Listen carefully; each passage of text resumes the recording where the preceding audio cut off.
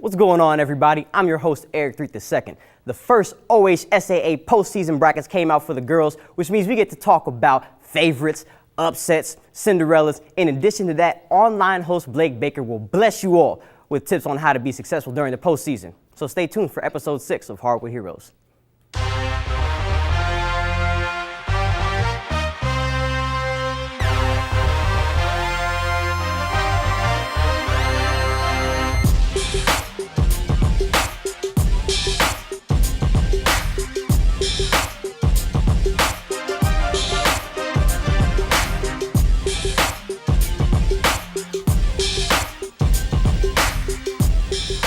It's that time of year postseason. This word means no games you win or you watch. Tonight, our reporters have the task of breaking down teams and what their chances to advance are. Now, there are 16 teams in the Tri-Valley Conference, 15 of which are in Ohio, and they spread across 3 divisions. So let's take a look at the first playoff bracket.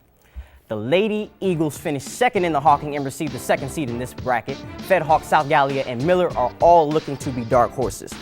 Waterford and Belpre are 2 of the best in the TBC and 2 of the best in their bracket and could be on a crash course for their 3rd game this year. Lady Buckeyes, they fell behind in the TBC Ohio, but they'll cause teams problems with their aggressive play style. The team that Nelsonville York failed to keep up with, right here, the number 1 seed, the Lady Spartans. They're the favorite in this bracket. The Lady Vikings have won 4 of their last 5 games and look to continue that against an unfamiliar opponent. In Athens, they have the lowest seed in this bracket, but 8-9 matchups can go either way. And the Lady Marauders have Jackson, a team that beat them by 5 earlier this year. The boys still have a week left, and these are the standings as of Friday. Waterford remains undefeated. Miller had a chance to catch up to Trimble, but fell short Friday. Hey, but watch out for the Falcons. They can compete with anybody. Wahama, Eastern, and Belpre, they continue to swap spots. And Fed Hawk, they have at least 2 more chances to win a game this year. Now, the Vinton County Vikings have had no problems winning this year. They avenged their only loss to Alexander, beating them by 25. Now, last week, Megs went up against 2 teams ahead of them in the TBC Ohio, lost both games. This week, they faced the bottom 2 teams. Reporters Clark Woolley and Jacob Hack join me now. Were the Marauders able to turn it around this week? You know, Eric, a complete turnaround from what we saw last week. You know, I suspect the Marauders came into this week with a chip on their shoulder after that 1-point loss to Vinton County last Friday. Megs began the week traveling to Nelsonville York, where they would eventually pull away from the Buckeyes and come out with an 80-53 win. They then followed that Friday night with a 42-37 win over Wellston. Against NY, the Marauders used a 13-0 run with a minute 30 left in the first half to distance themselves from the Buckeyes, and it was all over from there. Isn't that right, Jake? Oh, no doubt, Clark. Not only was I impressed with how Megs was able to dominate on both the offensive and defensive sides of the ball, but I was impressed with the manner in which they did it. Jake, you know, Coach Fry has utilized his bench like no other, and their depth allowed 4 different Marauders to score in double digits in that game against NY. Guys like Weston Bear, Zach Helton, and Bailey Carruthers can provide some life off the bench. I think their chances of making a deep postseason run are pretty good. Now, what's going on with the ladies? As for the girls, Eric, they closed their season going 500 on the week. The Lady Marauders defeated Vinton County Tuesday by a final of 53-35. Leading the way for the ladies was Devin Humphreys with 12 points.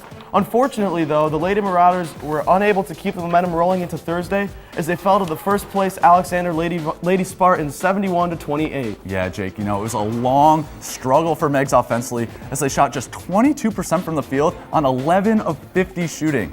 The leading scorer was Madison Hendricks with only 7 points. If the ladies want to make a run in the state tournament, they obviously have to be better offensively. They have to create more space so they can get key players like Devin Humphreys, Cassidy Betzing, and Madison Fields open shots and passing lanes so they can distribute to other players for easy buckets. Megs faces off against 5th-seeded Jackson next Wednesday. The winner of that game will play number 1 seeded Sheridan. Eric, that'll be a good one. Sheridan is one of the NVL's best, both boys and girls, but we got to take it one game at a time. Thank you, guys. Now, if you wish you could see all the games throughout the TBC throughout the week, but you can't, I got you. What you can do is go on to Hardwood Heroes Snapchat and catch live action from the games around the TBC. You can send us snaps too. Any loud or extravagant fans, any tough buckets, even if you're feeling yourself and want to send us a selfie, do that. You may be on our show. Now, somebody needs to send Nelsonville York a wake-up call. The Buckeyes are sitting at the bottom of the TBC Ohio, and I'm joined by Nelsonville York reporter Bree Boothby. How are they making progress in resolving their issues, Bree? No progress as I see it, Eric, but it's not for a lack of effort. A lot of unlucky play, maybe. Regardless of the reason, the Buckeyes are coasting in at the bottom of the TBC Ohio, and I don't see it changing anytime soon. So what happened with them this week? Well, Eric, there was a lot of hope for the Buckeyes as they took on Meigs and River Valley this week, but both turned out to be conference losses for NY. It didn't help that senior Hunter Edwards was pulled against the Marauders on Tuesday after dealing with the flu, and it must have carried into last night's game as he didn't play against the Raiders either. As always, fellow senior Aaron Davis helped carry the team with 28 points against the Marauders, but it still wasn't enough to win the close game. The 3-point loss to River Valley marked the 8th straight loss for Nelsonville York. The Buckeyes were up a majority of the game, so they need to work on finishing a full game of basketball. It's been a tough season for them, but they'll get a fresh start in a few weeks. The girls, they've put themselves in great position for the playoffs. Can anyone name a more iconic trio than Jesse Addis, Sam Taylor, and Cameron Dupler? The three continue to lead the Lady Buckeyes in points week after week and did so again when the team took on the River Valley Lady Raiders Monday. They dominated by more than double the points in a 52-25 victory. Now let's talk about Jessie Addis right quick and how special a player she is. Eric, it was a special week out at Ben Wagner Gymnasium as not only did the team celebrate senior night, but junior Jessie Addis became the first junior in Nelsonville York school history to score 1,000 points. She scored the 1,000th point after a layup in the third quarter. They stopped the game and Addis was presented with a plaque and the game ball and immediately went up to the stands to hug her family. Addis hasn't been herself the past couple weeks. She's been battling a hamstring injury, but still manages to be a leading scorer day in and day out. Consistency. 3 years in a row. Nelsonville York is going to be happy to have her back next year. Thank you for the great work, Bree. Now, basketball is a challenging game. It takes coordination, athleticism, but what happens when diabetes is thrown into the picture? Alexander reporter Maggie Shandrick is going to tell us how one Lady Spartan deals with this. Playing basketball hasn't always been easy for senior Alexis Moeller. Here's how she is making the adjustment on and off the court. Diabetes, a condition that occurs when the body cannot properly control the amount of sugar in your blood because it does not produce enough insulin, is something senior Alexis Moeller has to deal with every day on and off the basketball court. But this isn't something she has been experiencing her whole life. Moeller was just diagnosed with diabetes her junior year of high school. During conditioning, one time I passed out, and then feeling anxious and getting really hot and red during the game, everything just adds up and it makes a ton of sense now. She spent a day in the hospital running multiple tests to find out she has type 1 diabetes. When I got there, I was really angry because of all the pricking and the poking and everything, and I just wanted to get out of there and not even think about it. But I just accepted reality, I can't change it, so I might as well just make the best out of it. Before a game, I always check it, and if it's high, I correct it, and if it's low, I just drink a juice or eat a granola bar or something. Her insulin is regulated by a pod on her arm that is wrapped during games. Alexis's mom stocks the locker room and the bench with snacks just in case her blood sugar falls. Just her being responsible and taking the steps she needs to take, because I feel like some of the times in the game I can tell her sugar's high and she's not going to take herself out of the game to check her sugar. Or I can tell when it's low because she gets the deer in the headlight look and she's not going to check it. She also lets her coaches know how she is feeling and if she is ready to go before tip-off. We need to make sure we know where you're at all times. If you need to come out, just tell me, I'll take you out. She literally is not asked out of the game one time, all season plus summer basketball. While it was difficult to accept her situation, she realizes it is going to affect her the rest of her life. She said being diagnosed with diabetes has made her more organized and responsible. I thought it was going to be terrible, and I took the best out of it, and it really taught me a lot. But she says she wouldn't be able to do all of this without her family, friends, teammates, and coaches. It's always nice to see athletes overcoming battles, but unfortunately, Alexis is currently out with a concussion. She hopes to get back on the court before playoffs begin. Attitude is everything. She's an amazing young lady. Thank you, Maggie. Now, I come away from this learning how to overcome adversity, but I also learned through this tweet from Matthew Summers that cats appreciate our program. I don't think we've ever had a cat featured in a tweet of the week in Hardwood's history, but thank you, Sugar. I love your name. I might name my first child after you. It's like, no, I'm just playing. My mom would choke slam me. You never want to get on your mother's nerves. You also don't want to get on Vinton County's nerves. The boys are still #1 and the ladies are gearing up for a potential playoff run. Mr. Extra himself, Tyler Corbett, joins me now. How did the Lady Vikings finish their season? Well, Eric, this week, it was really symbolic of their entire season. It was an up and down week in which they beat the teams they were supposed to beat and lost to the teams that they weren't supposed to beat. They dropped their first game of the week to Megs, 53-35, but would rebound and beat River Valley 48-39. The Vikings ended the regular season at 10-12, but looking to next year, the Lady Vikings have a very high ceiling. The nucleus of players are all underclassmen. Cassie Bentley, Sammy Thompson, Aaron Jones, and Darian Radaball are all juniors, while Josie Ousley, who coached Rod Bentley, called one of the best defensive players in the TVC, is only a freshman. There's a lot of room to grow for the young group of ballers from MacArthur. Now, the strength for the boys is their upperclassmen. On offense, the Vikings, I won't say unstoppable. They're not unstoppable, but they're really tough to stop. Yeah, Eric, and just to say that they went off this week, it would be the biggest understatement of the week. They dropped 104 points against River Valley. That's their second 100-point game of the year. Even crazier, 104 points set a school record.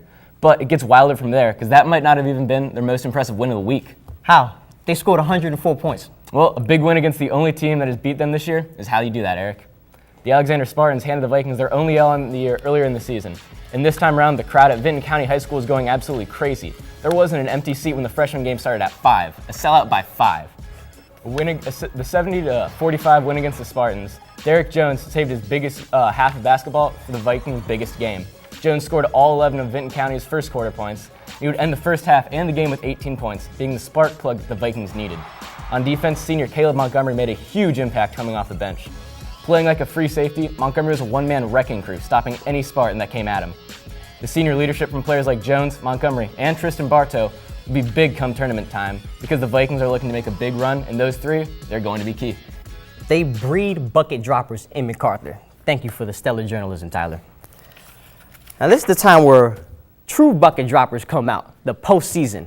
The seedings were announced for the girls, and online host Blake Baker will break down how some of our top teams can make some noise. Thanks a lot, Eric. We're getting down to one of my favorite times of year. It's tournament time. So today, I'm going to break down what some of our top teams need to do to really make a run in this year's postseason. We're going to break down the top 2 teams in the Ohio and the Hocking. So we'll start with the Waterford Lady Wildcats. One thing that they do a really good job of is creating creative defensive schemes. You see a 1-3-1 zone here, but it's not your traditional 1-3-1. Now why, you ask? They put guards at the top position and in the paint. And they do that because they're the quickest players. They can easily get out to the perimeter on open shooters and really not allow any open shots. And they have to play through Allie Kern and Megan Ball, but they have to find other players to contribute heavily. Another team in the Hocking, the Eastern Lady Eagles, have a dominant post player in Elizabeth Collins. They need to utilize her, structure their game plan around her ability to produce in the paint, and they're gonna make some noise also. The other thing that Eastern has to keep in mind is they only have 7 players on their bench, only 7 players that you can utilize. They have to keep those girls out of foul trouble and really get the most out of them. Now, let's switch over to the Ohio. Alexander Lady Spartans have dominated all year long. And one reason why is because they play fast. They get at you fast early and often. You can see that they outscore their opponents in each half, but particularly in the first half. They get out in the games that we looked at, double the points of their opponents in the first half. That's allowed them to really get out to a fast start and put teams out of their misery early. Another team in the TVC Ohio, Nelsonville York Lady Buckeyes, one of the quickest teams that we cover. Jesse Addis, Cameron Dupler, they're so fast. They got to get into the paint, inside the perimeter, and really make some stuff happen. Once they get inside the perimeter, their chances for scoring really go up. They got to get good looks, and they got to convert on those looks. 12% difference in wins and losses, that's going to be huge for them. Eric, I'm really excited to see what some of these talented teams can do in this postseason. Really looking forward to see how it all plays out. And all of these teams have talent. And Blake typically isn't wrong. I think you'll be better off taking his advice. Thank you, Blake. Now, Blake only mentioned teams that are top ranked. What about FedHawk? It's my pleasure to welcome Lancer League reporter Clark Wicks. He's going to talk about FedHawk's playoff chances. Now, Eric, despite their 20-point loss to Miller Thursday night, these girls are still one of the tougher teams in the Hocking. Sitting at 4th place in the division, the Lady Lancers have made an enormous amount of progress since losing 6 of their first 7 games. Now, they have just 1 game left. It's against a struggling Wahama team that has yet to win a conference game. If they can pull off that win, Federal Hocking was sitting at 12-10. That's a perfect record for a dark horse team come time for the playoffs. They have the leadership they need behind senior Destiny Taylor, who scored her 1,000th career point last week in the Lady Lancers' 70-point win over Wahama. With scorers like Kaylee McPherson and Hannah Dunphy on the floor, this team may be able to surprise some people in the postseason. Now, Eric, The Lady Lancers played well enough to secure a 5 seed in the playoffs. They match up with a 6-loss Sims Valley team who earned a 4 seed. It'll feel a lot like a home game for the Lady Lancers as these two teams will play at Meigs High School, which is almost an hour and a half away for Sims Valley. If Federal Hocking can keep the turnovers to a minimum and out-rebound their opponent, they can definitely fill that Cinderella team role. Now, what does having a senior like Destiny Taylor do for this team? She does everything for them. She gets assists, rebounds, steals, points, whatever they need in a close game, Destiny Taylor's there for them. She did it last year, she's doing it this year. And they've grown so much from last season. Now they're sitting with a record above 500, and they could well be a dark horse. Now the boys. What are their chances looking like, man? Well, Eric, you know what they say. Everybody has the same record at the start of the postseason. While they may not have won a game yet this season, the Lancers have continually gotten better all year long. First-year coach Josh Vernon has begun experimenting with giving bench players more minutes. Vernon is toying around with the lineup and incorporating big man Canyon Jarvis, who provides valuable rim protection and rebounding the Lancers have desperately needed all season long. With 2 weeks left before the playoffs start, this team will begin to develop a new look, making them incredibly hard to scout. A new look could possibly throw some teams through a loop and give the Lancers an advantage. I love your optimism, and that was a very intelligent perspective. As always, thank you for the great work, Clark. Now, we are 6 episodes deep, and we have a lot of information to share about you and your TBC teams. Any Hardwood Heroes video will be released on our YouTube page at WOUB PBS, so study up. You may see one of your conference members in the playoffs. And that sting would be so much worse if you lost to your rivals, so prepare. Look at our videos on our YouTube page. Now it's time to take it a step further. Earlier this year, we looked at Griffin Lutz and what he does for this Bulldog team, but their whole squad is nice. They're second in the TBC Ohio. Athens reporter Taylor Nimmo is here to break down the Bulldogs.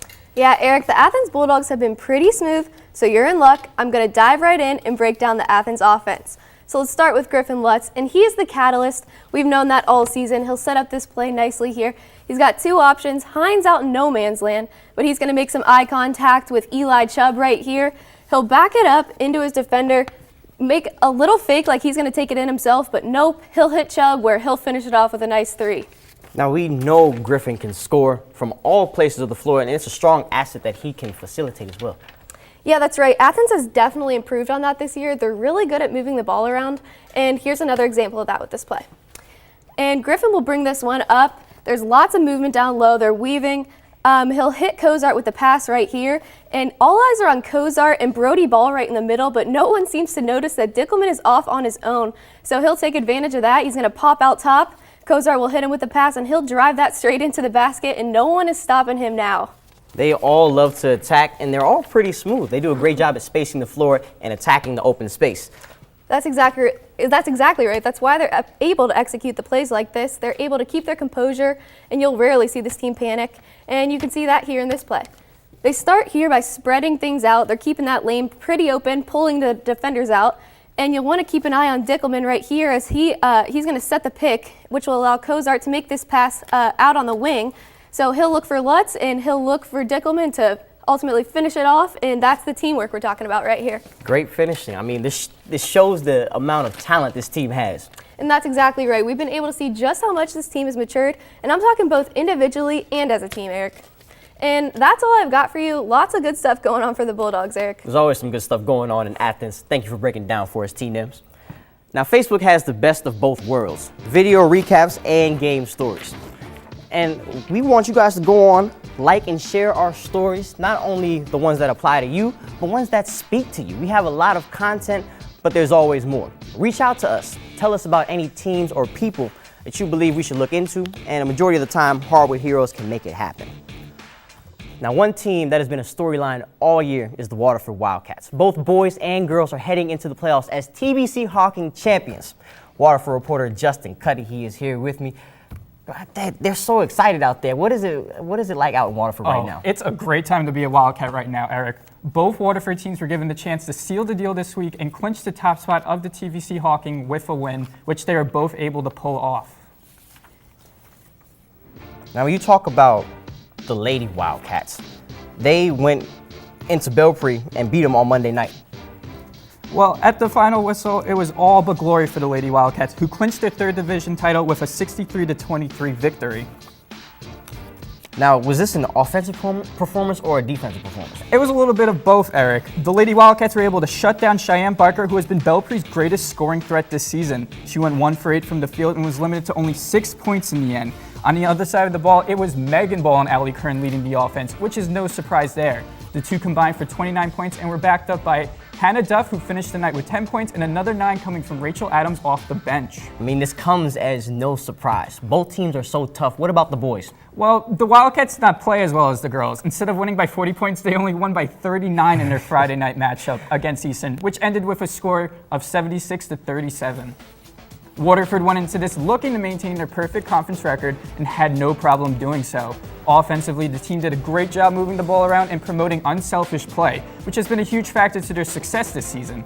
3 players found themselves in double digits with points, including Jordan Welch, who finished the night with 19, and Andrew Thyman with 14 off the bench. The Wildcats consistently scored 20-plus points in 3 quarters and limited the Eagles to just under 10. Jet Facemeyer still had himself a game, scoring 23 of the 37 points for Eastern, but with the rest of the team scoring 5 points or less, there was no chance of a comeback. At the final whistle, the Wildcats had earned themselves bragging rights as champions of the TVC Hawking. They keep winning. Nobody has stopped them thus far, and they're putting themselves in great position for the playoffs. Thanks, Jake Cutts. Now, the Wildcats Hawking rival. They've been right behind them all season long. However, the last couple weeks have been rough for the Trimble Tomcats. I have Trimble reporters Nick Niehaus and Paul Roth with me. Fellas, were they able to turn it around this week? Well, Eric, this week didn't get much better for either the boys or the girls. That's right, Nick, and the boys were on the wrong side of a huge upset against Belpre. It was the first time in 6 years that Belpre was able to get a win over Trimble. Yeah, and it looked like it was going to be a lopsided game in Trimble's favor as they were able to get off a quick 8-0 run to begin the game. It wouldn't last long, however, as the Belpre defense figured out how to contain the whole Trimble team except one player. And that one player was Tyler Slack. He put up 25 points and 7 rebounds. However, the rest of his teammates were slacking as no other Tomcat could manage more than 7 points. The Trimble defense wasn't much better either, as they just could not stop the duo of Dejan Bedgood and Matthias Houghton. They both accounted for a combined 48 points, and Matthias shot 80% from the field. Now, Trimble made a late push in the 4th quarter and cut the lead to just 7 points, but that's as close as they could get as Belpre held on for the 66-52 win. And as you know, Nick, the girls didn't fare too well this week either. Yeah, the Lady Tomcats had to face the powerhouse that is the Eastern Lady Eagles for the 2nd time this year.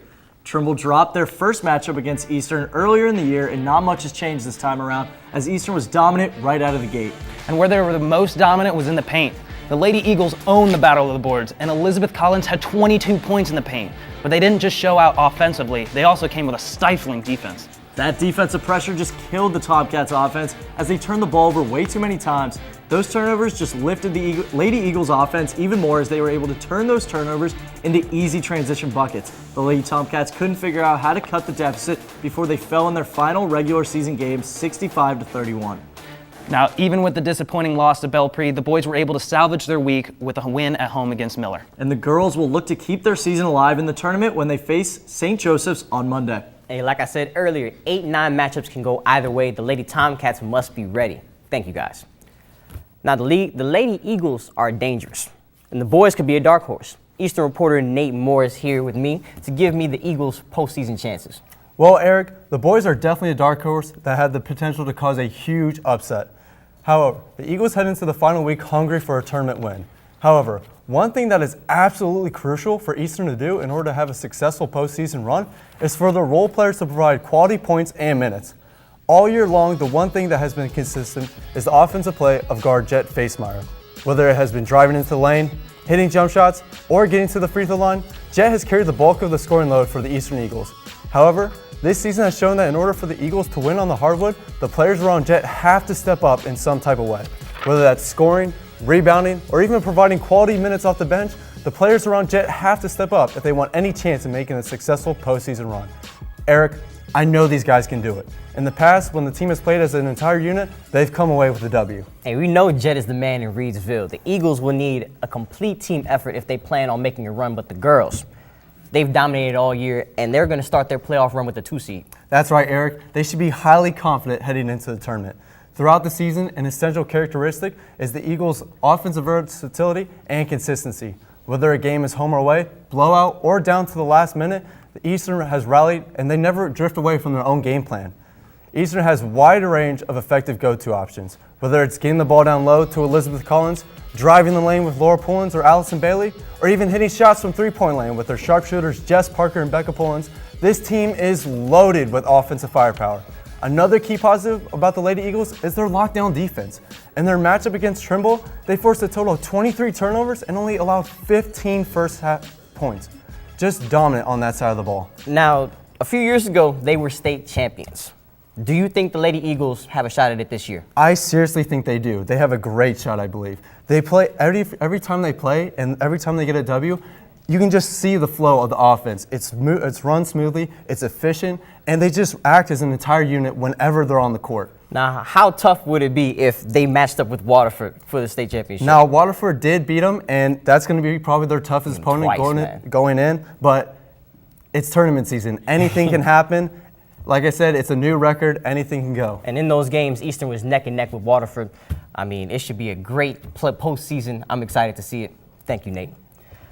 Now, I do enjoy playing games, but you got to know when to handle business. And our heroes of the week make their presence felt. Blake is back on desk with me. Blake, who's your hero of the week, man? Yeah, let me kick it off. We don't really cover Belpre all that much. Maybe Matthias Houghton is giving us a reason to go out and see him every week. The high-powered guard is putting the Golden Eagles on the map, and that's why he's my hero of the week. Houghton was the leading scorer in Tuesday's win over Trimble, which was Belpre's first win over the Tomcats in 6 years. 6 years. The dude went off, 12 of 15 from the field, and he scored 26 points. And on Thursday, he put up 17 more in another conference win. So not only did my man Matthias make a dent in the scoring column this week, he led his Golden Eagles to 2 wins in a row, which is over a quarter of their total wins this season. He can score from all over. He plays stingy defense. He flies around the court. He can score inside and out. You saw him drive the lane with ease. He can hit an outside shot. He's a phenomenal asset for this Belpre team as it looks to gain some momentum toward the end of this regular season, and his importance is really showing this time of year. And he can facilitate as well. That's and right. It's great to have a scorer on your team like that. And he plays defense? Yeah. That's what I like to hear. My hero of the week, all I have to say is 26 points.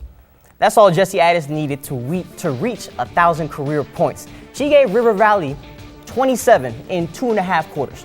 Addis outscored their entire team in 2.5 quarters, but her presence is felt on both ends of the court. She had 6 steals in this one as well. Now, I've been trying to tell y'all all year, she is aggressive, ferocious, she's a monster, and she's battled various injuries over the past few weeks, and to see her have one of the best performances of the season on senior night, it was powerful and inspiring. And the Lady Buckeyes finished the regular season strong. I've been saying it all night. It's playoff time. And they have the Crooksville Lady Ceramics on February 18th at Athens High School. Man, 1,000 points. We've had a lot of 1,000-point scorers this year, man. I know. How cool is that, too? She's the first junior in Nelsonville York history to reach 1,000 points. And like you said, there's been 5 so far this year, 3 boys, 2 girls. And we still have 2 shows left. Who knows what can happen? There's still plenty of time. And we still got to talk about the playoffs. I'm excited to see what happens. That's right, man. It's right around the corner. Because, this is the time to shine. I mean, there's no other time like the playoffs. Yeah, we've seen them all regular season long, but, you know, this is heroes or zeros. This is the time to figure all that out. So and everybody needs to be a hero. Everybody should want to be a hero for the playoffs. That's right. But thank you for being on with me, Blake. It's always a pleasure speaking about the greatness that is the TVC. But it's time to shut it down. Keep up with all of our content at woub.org/heroes. Like us on Facebook. Follow us on Twitter at Harwood Heroes. You can follow your boy as well at Junior_3. Thank you for watching. We appreciate it. I'm reminding you to be heroic.